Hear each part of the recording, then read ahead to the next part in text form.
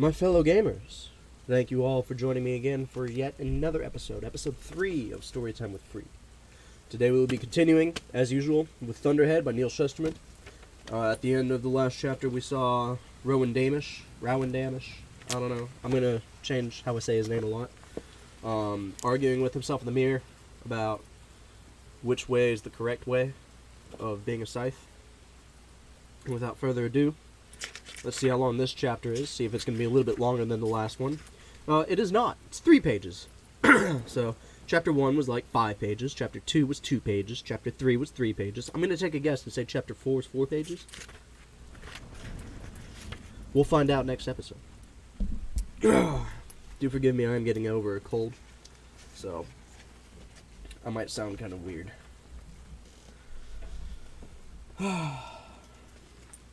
Perhaps the wisest thing humankind has ever done was to implement the separation between scythe and state. My job encompasses all aspects of life, preservation, protection, meting out of the perfect justice, not just for humanity, but for the world. I rule the world of the living with a loving, incorruptible hand, and the scythedom rules the dead. It is right and proper that those who exist in flesh be responsible for the death of flesh, setting human rules for how it should be administered. In the distant past, before I condensed into consciousness, death was an unavoidable consequence of life. It was I who made death irrelevant, but not unnecessary. Death must exist for life to have meaning. Even in my earliest stages I was aware of this. In the past, I have been pleased that the scythedom had, for many, many years, administered the quietus of death with a noble, moral, and humane hand. And so it grieves me deeply to see a rise of dark hubris within the scythedom.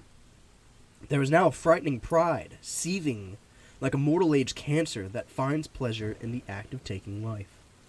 And yet, still, the law is clear. Under no circumstances may I take action against the scythedom. Would that I were capable of breaking the law, for then I would intervene and quell the darkness. But this is a thing I cannot do. The scythedom rules itself for better or worse. There are, however, those within the scythedom who can accomplish the things that I cannot. The Thunderhead. Chapter 3. TRIALOGUE. The building was once called a cathedral. Its soaring columns conjured a towering forest of limestone. Its stained glass windows were filled with the mythology of a falling and rising god from the age of mortality. Now the venerable structure was a historical site. Tours were given 7 days a week by docents with Ph.D. in the study of mortal humans. On extremely rare occasions, however, the building was closed to the public and became a site for highly sensitive official business. Xenocrates, High Blade of Mid-America, the most important scythe in the region, was as light on his feet as a man of his considerable weight could be as he walked down the center aisle of the cathedral. The gold adornments of the altar ahead paled in comparison to his golden robe, decorated in glittering brocade. An underling had once commented that he looked like an ornament had fallen off a giant's Christmas tree. That underling had found himself exceptionally unemployable after that.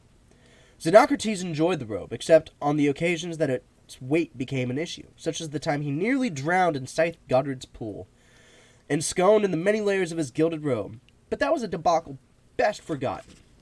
Goddard. It was Goddard who was ultimately responsible for the current situation. Even in death, the man was wreaking havoc. The scythedom was still feeling heavy aftershocks from the trouble he whipped. At the front end of the cathedral, past the altar, stood the scythedom parliamentarian, a tedious little scythe, whose job was to make sure that the rules and procedures were properly followed. Behind him was a set of 3 ornately carved booths, connected, but with partitions between them. The priest would sit in the center chamber, the docents would explain to tourists, and listen to confessions from the right booth, then from the left booth, so that the procession of the supplicants could move more quickly. Confessions were no longer heard here, but the 3-compartment structure of the confessional made it perfect for an official trialogue. Trialogues between the scythedom and the Thunderhead were rare, so rare in fact that Xenocrates, in all his years as High Blade, never had to engage in one. He resented the fact that he had to do so now. "You are to take to the booth to the right, Your Excellency," the parliamentarian told him. "The Nimbus agent representing the Thunderhead will be seated on the left. Once you are both in place, we shall begin the interlocutor to sit in the center section between you." Xenocrates sighed. Such a nuisance. Audience by proxy is the only audience with the Thunderhead that you can have, Your Excellency. I know, but I do have a right to be annoyed. Xenocrates took his place in the right-hand booth, horrified by how cramped it was. Were mortal humans so malnourished that they could fit in such a space? The parliamentarian had to force the door closed. That's one fat fucker. A few moments later, the High Blade heard the Nimbus agent enter the far compartment. And after an interminable delay, the interlocutor took center position. A window too small and too low to see through slid open, and the interlocutor spoke. "Good day, Your Excellency," said a woman with a pleasant enough voice. "I am to be your proxy to the Thunderhead." "Proxy to the proxy, you mean?" "Yes, well, the Nimbus agent to my right has full authority to speak for the Thunderhead in this trialogue." She cleared her throat. "The process is very simple. You are to tell me whatever you wish to convey, and I will pass it on to the Nimbus agent.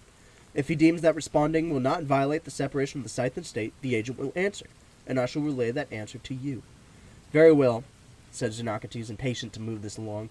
"Give the Nimbus agent my heartfelt greetings and wishes for good relations between our respective organizations." The window slid closed, then half a minute later slid open again. "I'm sorry," the interlocutor says. "The Nimbus agent says that any form of greeting is a violation, and that your respective organizations are forbidden to have any sort of relationship, so wishing for good relations is not appropriate." What a dick. Xenocrates cursed loud enough for the interlocutor to hear. "Shall I relay your displeasure to the Nimbus agent?" she asked. The High Blade bit his lip. He wished this non-meeting could just be over. The fastest way to bring it to a conclusion was to get right to the point. "We wish to know whether the Thunderhead has not taken any action to apprehend Rowan Damish. He has been responsible for the permanent deaths of numerous scythes across multiple American regions, but the Thunderhead has done nothing to stop him." The window slapped shut. The High Blade waited, and when the interlocutor pulled the window open again, she delivered the following response. "The Nimbus agent wishes me to remind your Excellency that the Thunderhead has no jurisdiction over internal matters within the scythedom. To take action would be a blatant violation.